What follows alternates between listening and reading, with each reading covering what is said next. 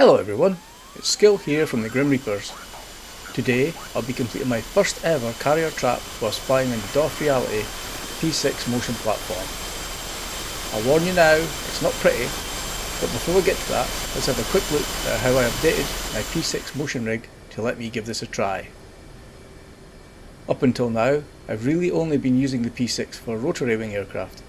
However, I've added the Winwing Orion 2 throttle and PTO2 panel to allow me to give fixed wing aircraft a proper try.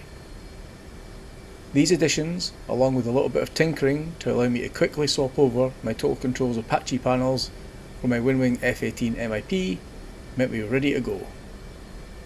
Although by nature I'm a Tomcat guy, I thought as I'm using the F18 MIPs, I might as well do it in the Hornet.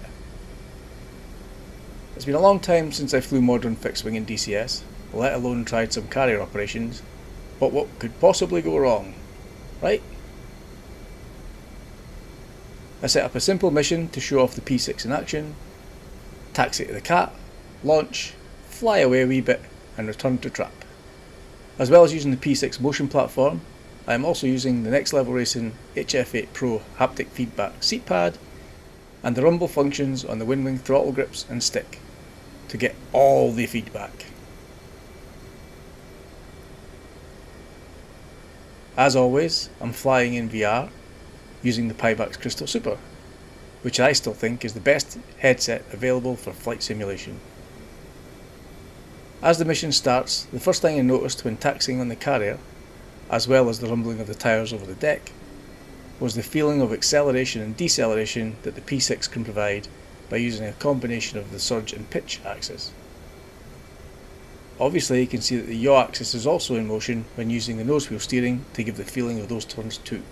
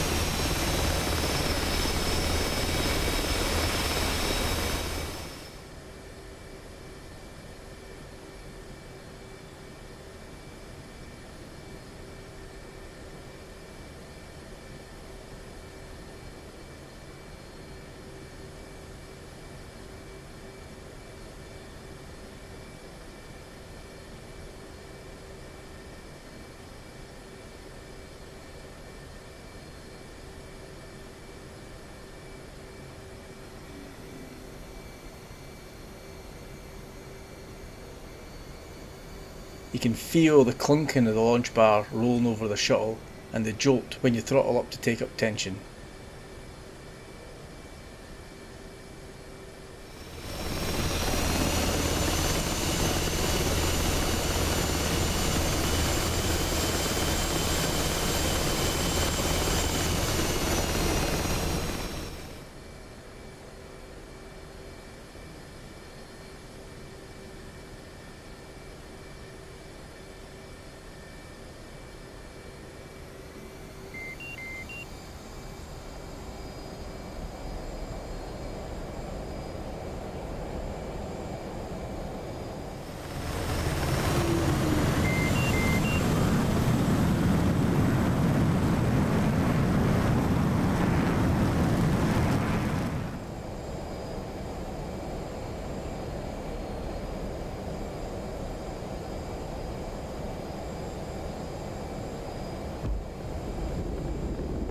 The launch is just as you would expect.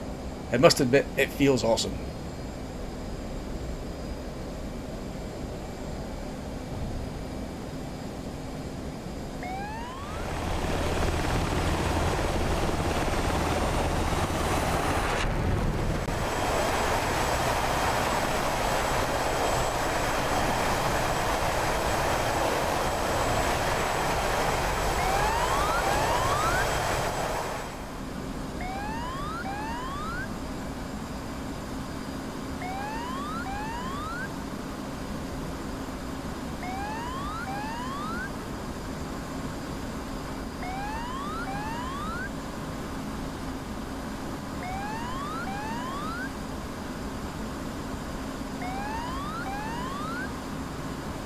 When in flight, you can feel all of the changes in speed, and I even get a bit of a kick in the back when throttling up quickly and engaging the afterburner. Slight changes in climb rate and roll are felt as subtle movements through the motion rig, and the haptic feedback from the HF8 seat pad and wing throttle handles and stick grip all add to the immersion. Obviously the P6 has limitations on its range of movements, and it can't really provide a feeling of G as such, but once you have that VR headset strapped on and you start to feel the slight movements which reinforce the movements that your eyes are seeing, your brain does the rest, and it very quickly feels like you're moving around way more than you actually are.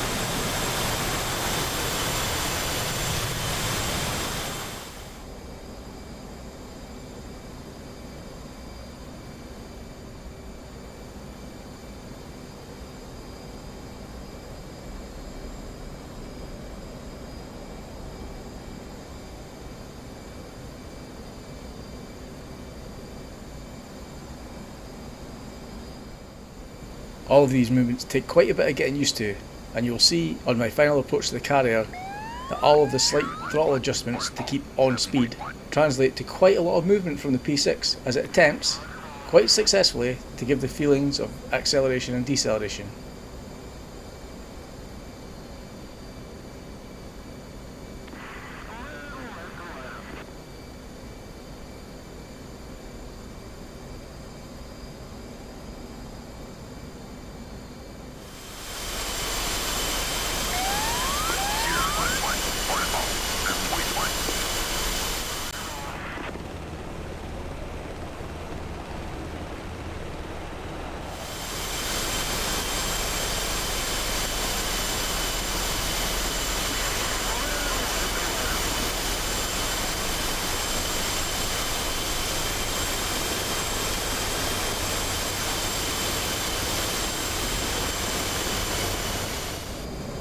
And here's the trap itself. I warned you it wasn't very pretty, but I got the plane down and caught a wire. And man, in the P6 you can really feel the plane getting pulled to a sudden stop. It's just brilliant.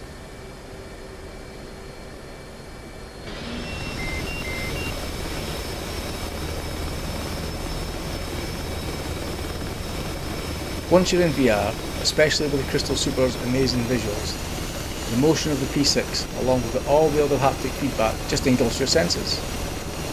This is simply the most immersive home flight simulation experience you can get for anything like a reasonable price.